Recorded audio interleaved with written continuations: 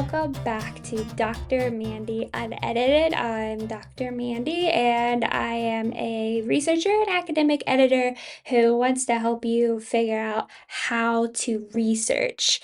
I am sat here in I guess, the cold, rainy last days of May in the UK. If you don't know, I moved to the UK a few years ago from the US, and I love everything about the UK except, look, I cannot make my peace with the weather. The weather just gets under my skin a little bit. And so for the past month, it's actually been quite warm and sunny here, which is a little bit unusual.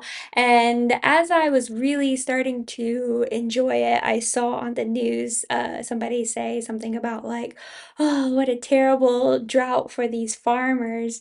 And so now I just kind of feel bad that I was really excited about those warm sunny days. So hopefully today, it's cold and rainy, but the farmers hopefully got their crops going. But anyway, that's enough about me. Today, what we are going to talk about is the literature review. And we're going to do this in two parts. This week, we're going to talk about just how to plan out your literature review. And then in a couple weeks from now, we're going to talk about how to actually write the literature review. Before we get into talking about planning a literature review, let's just talk a little bit about what a literature review is. Okay, so a literature review isn't just a list of everything that's ever been written on your topic. It's a synthesis of a conversation between researchers, a map of what we know, what we don't know, and how your topic fits into everything. So what you're really looking to find in a literature review is that you're going to identify trends, debates, gaps, and patterns. So it's really, really important to be strategic about what you read, how you organize what you're reading, and then how you connect the dots. Now, this is going to be a whole series basically that I want to go over the next several weeks. I want to go over every detail and how to write like a dissertation, but I've chosen to start with a literature review because, first of all, this tends to be where a lot of people start writing their dissertation process. I actually, for my PhD, even before, maybe a year before we got into the dissertation process, I actually had a literature review course where we were required to write about half of our literature review. So this is typically kind of where we start besides, developing our research questions and problem and purpose statements and all that good stuff. But it's difficult because this is where you kind of get the least amount of guidance from your school and just kind of like in general, but this is also where you have the most amount of information and you have to use the most amount of brain power. So I think when it comes to a literature review, people often get really kind of confused about how to complete it all the way to the end. And most of the time, it's just, having difficulty planning, organizing, and then understanding how to critically analyze and synthesize your information. So we're going to talk about all that good stuff over the next few weeks. If you have already started your literature review, you still might find this stuff helpful, but I'm going to kind of come at it from a standpoint of that we haven't really started it yet. Okay, so a couple of tips before you get started. First of all, check with your school to see if there is any kind of courses like through your library or through like your research department and how to use academic databases. Some schools do offer tutorials on how to use those things, and so I would highly recommend trying that out before you do anything else because academic databases, sometimes it can be a little bit tricky to maneuver their way around, okay? The next thing is keep your questions, your research questions, your problem and purpose statement in front of you as you're working on this entire process. So just open up a Word document, copy and paste your research questions, your problem and purpose statements, and just look at those. Like as you're writing, just look at those like every once in a while, just to keep like everything fresh in your mind, what your purpose is, what you're going for. And this way it's going to help you really, really, really pinpoint your topic and not get off on too many tangents. Okay, now we're going to start looking and gathering for literature for, what we might use in our literature review. So first of all, you want to identify keywords that you can find in your research question. Maybe you already have a title for your topic, but you want to, yeah, identify what those key words that you're going to be searching are. And it's important to also think of synonyms for these words, okay? So if you have, for example, the word teacher in your topic or your research question, a good synonym for teacher is educators. So when we're searching for documents to include in our literature review, it's important that we, exhaust every corner of the internet basically. And so making sure that we have like those synonyms in mind is really, really helpful to make sure that we haven't left anything out. Once we've identified those keywords, next we want to kind of define what is going to be the inclusion and exclusion criteria for our literature. This is going to validate keeping the papers that you find or not keeping the papers that you find for your literature review. And so some inclusion or exclusion criteria might be date, the discipline, the method, etc. And again, it's just kind of important to consider these things so that you don't really get too far off topic. Okay, next is we're going to set up a citation manager. A citation manager is basically just a really great tool that you can use to put all of your papers in one place and organize them as needed. I personally like Zotero. That's it's spelled Zotero.org.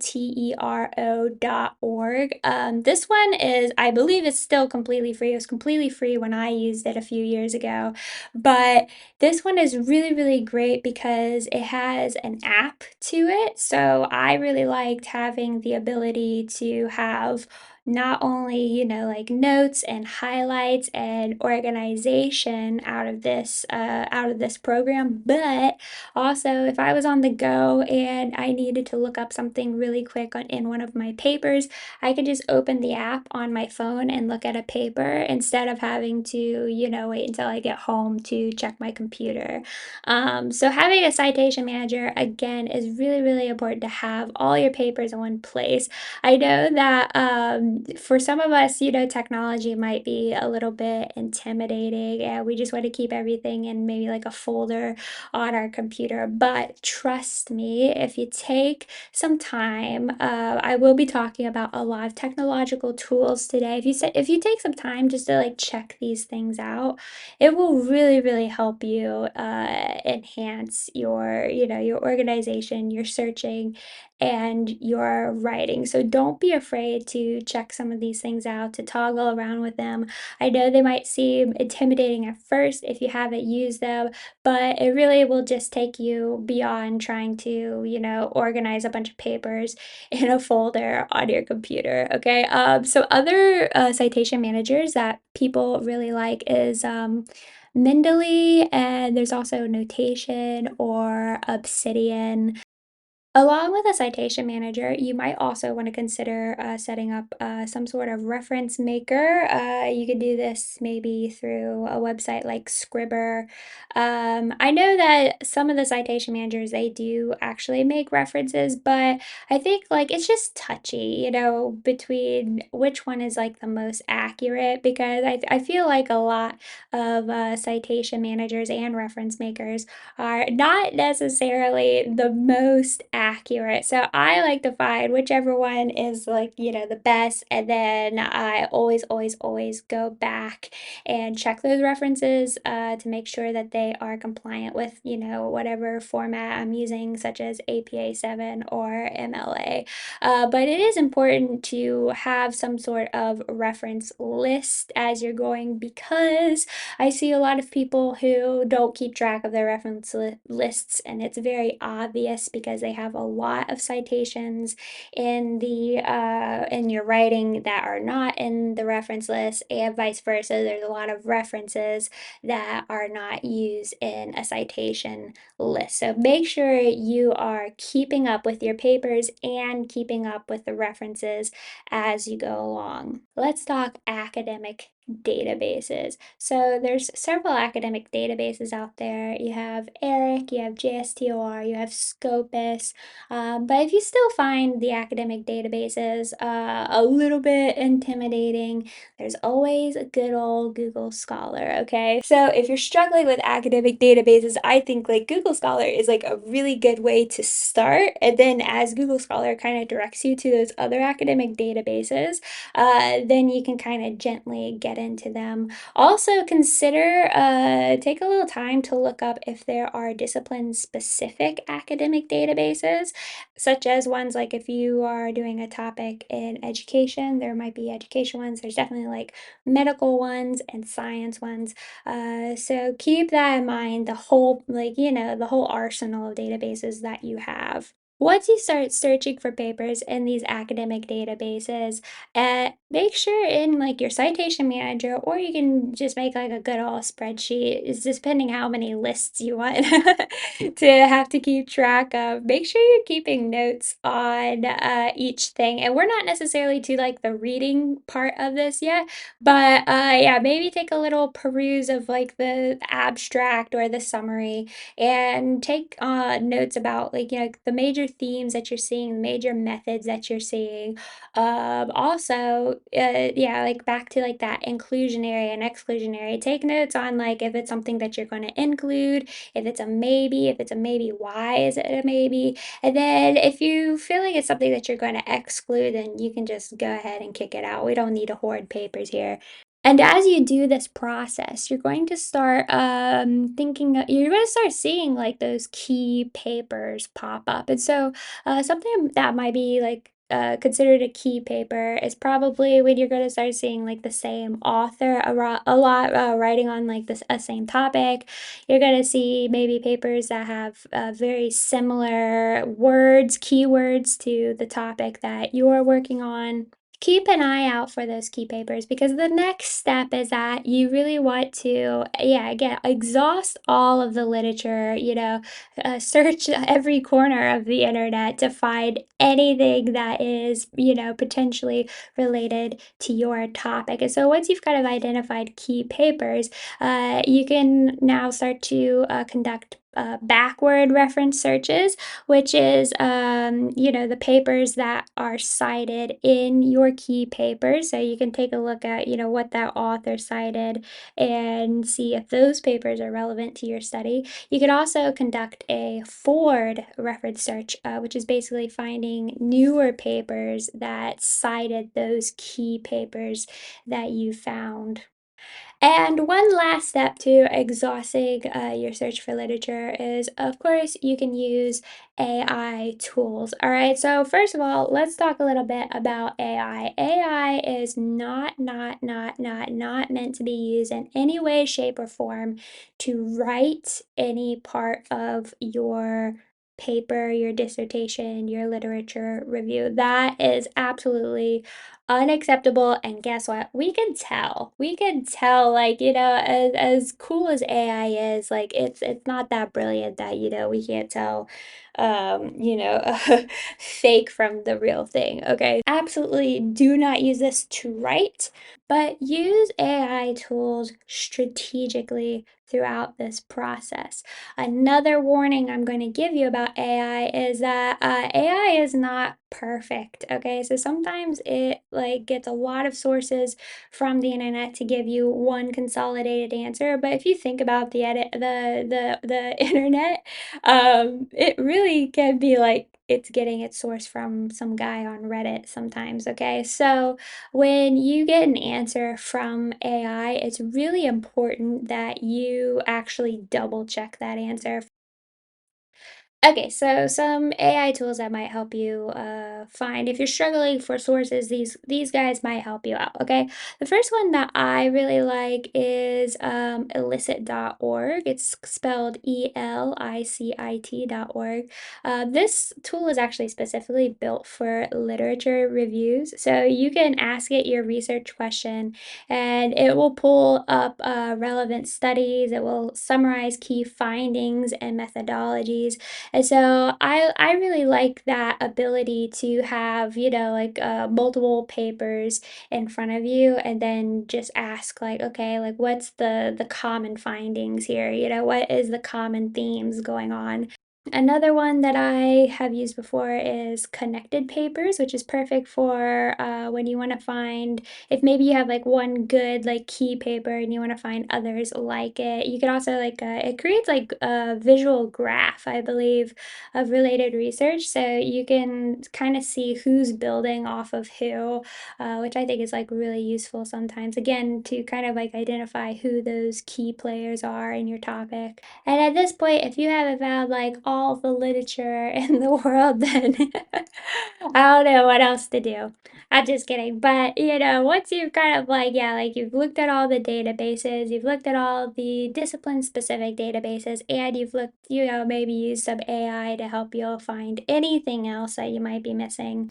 Now you want to narrow down what is going to be those selected papers for your literature review. And so you are probably aiming towards, I want to say like 60 or 80 to start. And then as you're writing, you're probably, probably going to think like, oh yeah, I didn't think of this one area I didn't search. And, you might add a few more papers along the way. Again, it is also up to your school. Some schools have an amount that they would like to see in your literature review. So make sure that you check that. Make sure your literature is recent. Okay, so you want to shoot for like the last 5 years or so. Don't depend too much on literature that is old, because that just simply means that there's developments that could have happened in the time since that research has been conducted. And sometimes if you have a hot topic, like, maybe something on, yeah, like digital technology or COVID or something like that, a lot of times, 5 years is not even enough time for it to become irrelevant. You know what I mean? Sometimes, stuff is becoming irrelevant within a couple of years. So it's really important just to have the most recent literature that you can have. And when I say literature, I mean peer-reviewed academic journals and scholarly books. Do not use websites, y'all. I see that quite a bit in my editing.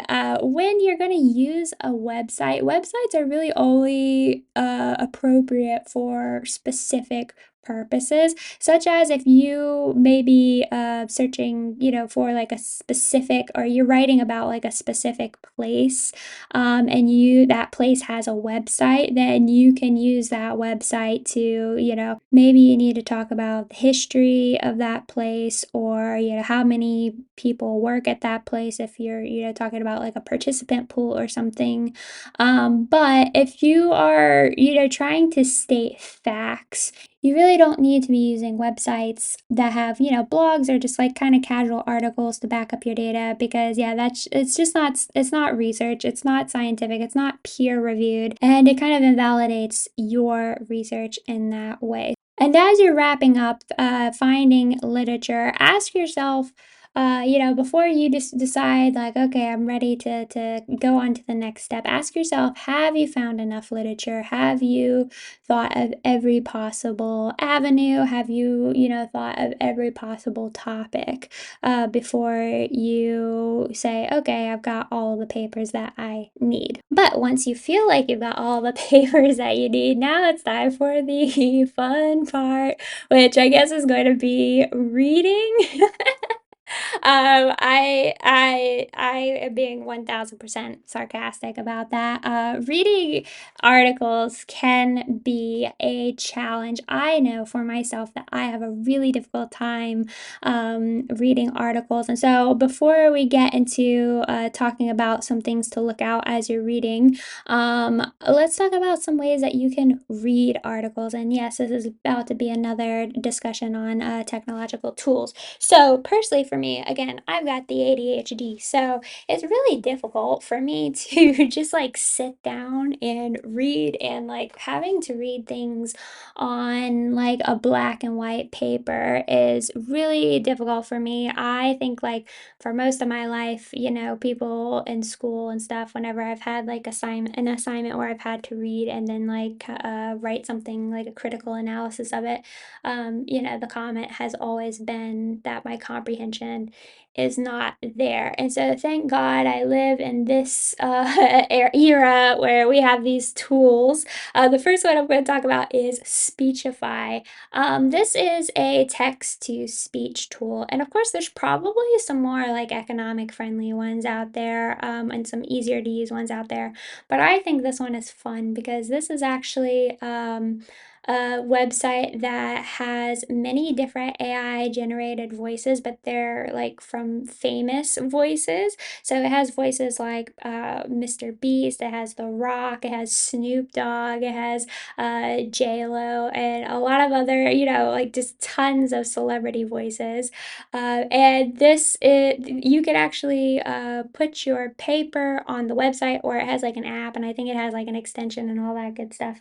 And these voices will read the paper for you.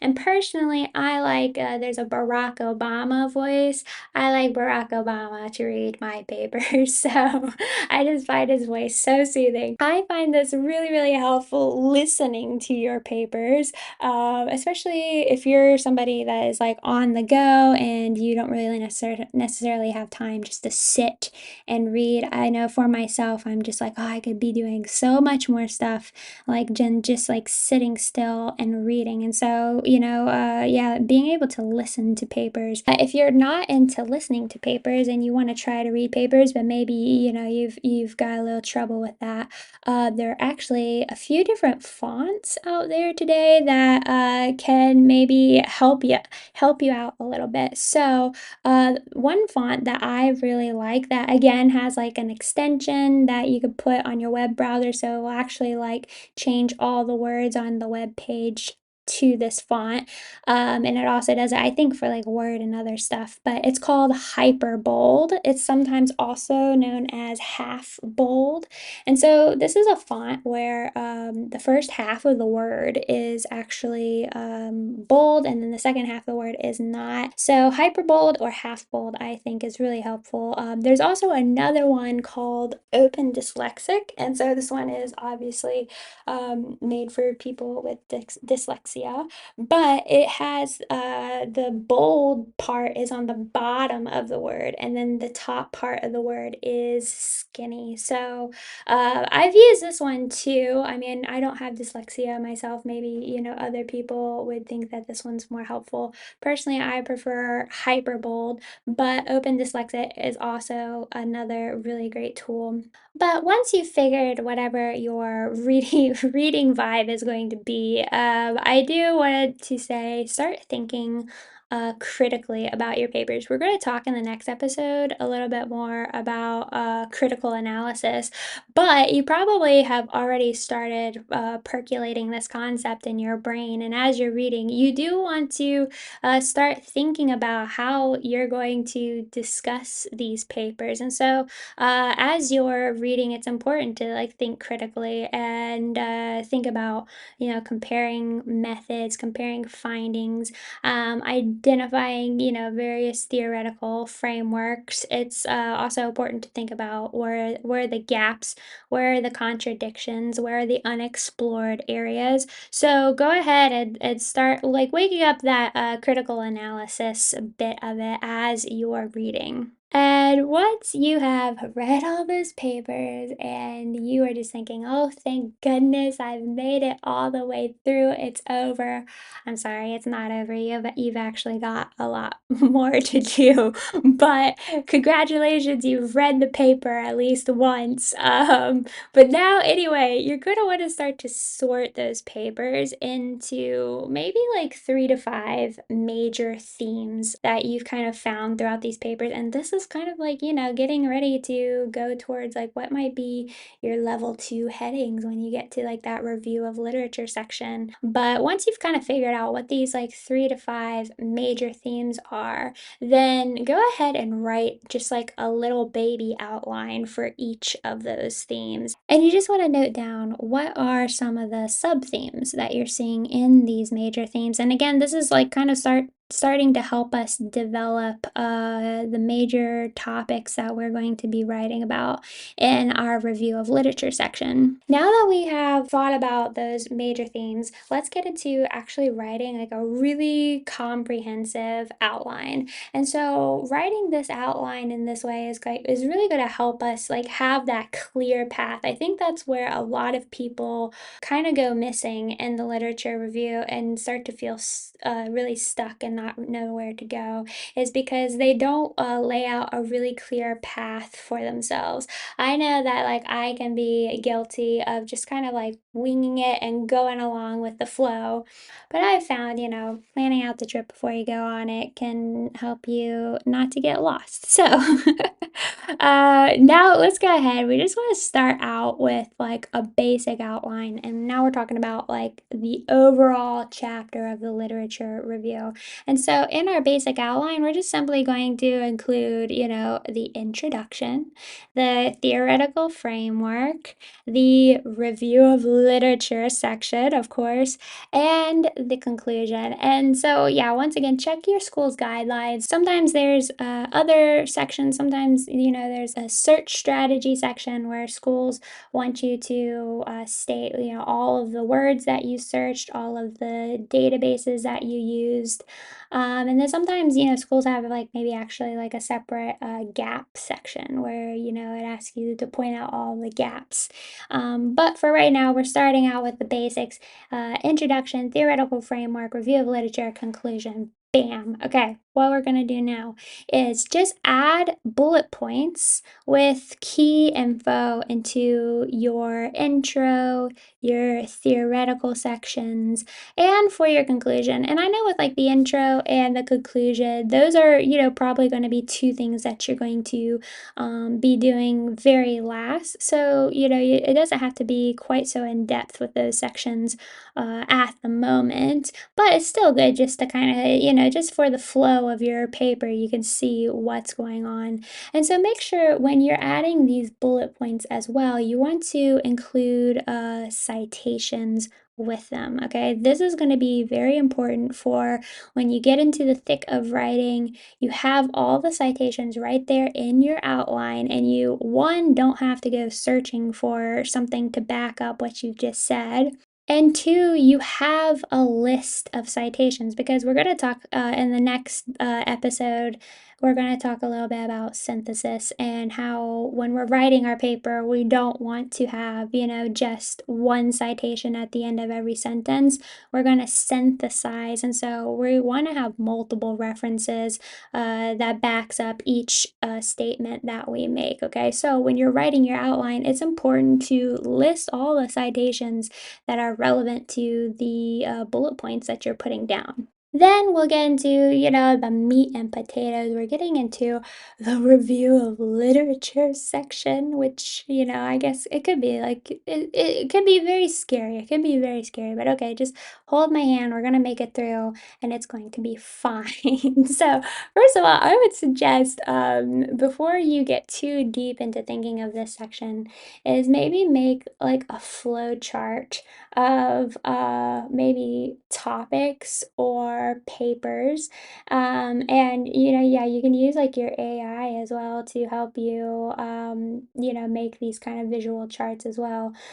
this will just kind of help us see what the story is going to be in this review of literature section.